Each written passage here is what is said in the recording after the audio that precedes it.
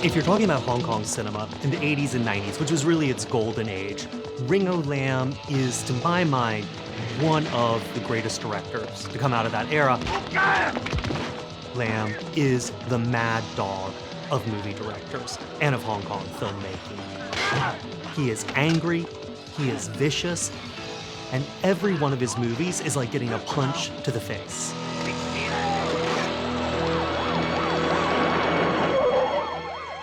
Like a lot of people when I got into Hong Kong movies, I was immediately drawn to John Woo. He's a romanticist. He makes movies about heroes. They're larger than life. And Ringo Lam always felt a little bit almost underwhelming to me because I was looking for stunts. I was looking for action. I was looking for spectacle. And as I've gotten older, I find myself watching less and less John Woo and going back again and again to Ringo Lam because Lam is fully engaged with the real world, making movies about survivors. What he said about himself over and over again is, I'm a Hong Kong person and I make movies about Hong Kong people. And these are the underdogs. These are kids, students, prisoners, street hawkers, con men, ex-cons, small petty thieves, low-level policemen. These are uniquely Hong Kong figures. And that's Hong Kong up until 1997, when it was handed over to China, because they live in a colony trapped between the United Kingdom and mainland China, which make decisions about their fate without consultation or care. And they just want to make it through the day and get home intact. Hi, 志願方一齊去波好唔好啊？一齊啊！ Ringo Lam grew up very, very poor in Hong Kong. He was born in the 50s, and he lived on Kowloon on the butt end of the island, in a squatter settlement, which was an illegal housing on a hill. And if you want to see how he grew up, you should watch Prison on Fire too, because there's a whole sequence in the middle where two inmates escape and sort of live rough in the countryside. And Lam said he made the movie because that was how he and some of his brothers lived. They'd just go out for days and live rough. But he came from a very, very violent, poor neighborhood. He said he saw people getting killed in front of him from a young age. He didn't participate in gang violence, but he certainly saw the results. Lam wanted to become an actor at first, and he was in the TVB training class. TVB is the biggest TV channel in Hong Kong, and he decided he didn't really like being on camera. So he started working behind the camera, and he and Johnny To, actually, who also worked for TVB at that time, got a reputation as the real filmmakers, the ones who fixed problems, the ones who could bail people out, and the ones who could do the most with the camera. He left Hong Kong and moved to Toronto to study film. And he'd been there for a few years when he got a call from Cinema City, one of Hong Kong's big independent production companies, asking him to come back and make some romantic comedies for them. But Ringo Lam was really inspired by Western films, and one of them was The French Connection. He loved that kind of sweeping social image, and he started making these social realist crime movies.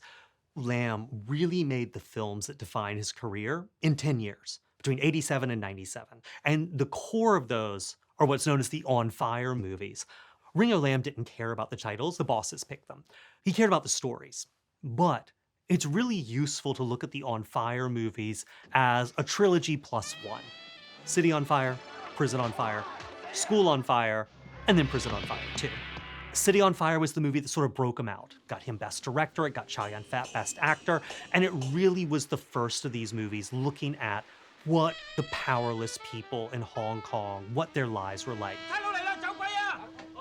He was an undercover cop, so he's caught between the police and the criminals. 你放心啦，出事我會保住你噶嘛。你點保我先？你淨係保我唔使坐啫嘛。我差人身份轉咗出去，通街俾人搞，你保唔得我先。 It was a success. So then, when he makes the following film, of course, they're gonna call it On Fire again, and that's Prison on Fire, about an even less powerful group of people, prisoners. And in this movie, it's about prisoners caught between the triad gangs who run the prison and the guards. 係你害我哋㗎，4167，你講清楚啲啊，唔係我要破你詆毀阿 Sir 啊。Then, after that, he wanted to make a movie about the least powerful group of people, students, teenagers. 小珍啊，唔好出師蹤啦，我就嚟唔使做啦。喂，做乜咁嘅狗頭都唔話俾我聽啫？朱元芳，我大佬要見你。They had triads exploiting them. They had cops who wanted the kids to inform on the triads. They had teachers who didn't have the resources to intervene and just wanted to get through the day. And the kids were coming through school, not getting a great education as he saw it, and entering a bleak job market, and were really being thrown to the wolves. 靚妹你出嚟，出去啊！臭靚妹！ And when the Hong Kong Censor Board saw it, they demanded about 30 different cuts, or they wouldn't release it. And School on Fire really wrecked his career.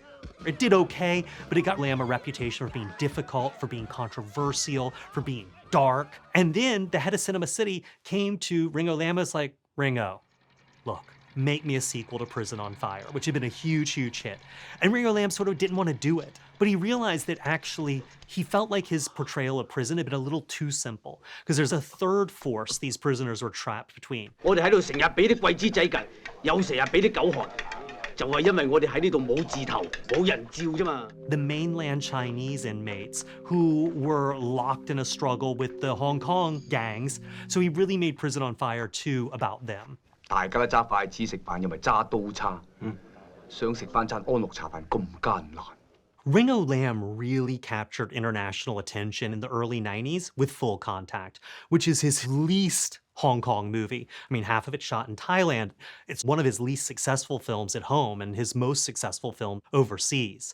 But the other movie that really brought him a lot of international attention was Quentin Tarantino's Reservoir Dogs, which very consciously lifts from City on Fire. But those two movies could not be more different. Reservoir Dogs is a movie that's entirely concerned with cool, keeping your cool, losing your cool. You look at City on Fire, and cool is the least thing on these people's minds. It's one of the most stressed out movies ever made.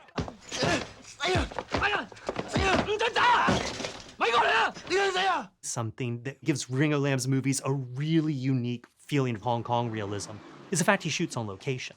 Now, that may not sound like much, but in Hong Kong, the government until recently did not support the film industry, which means there's no such thing as a location permit. So, if you're shooting on the street in Hong Kong, you're doing it illegally. And that's not just for dialogue scenes. And you will look in the background sometimes of these movies and see people who are just going to the supermarket or like the 7-Eleven to pick something up, and they are gawping at a car blowing up and catching on fire right in front of them while an old dude plays saxophone outside a building.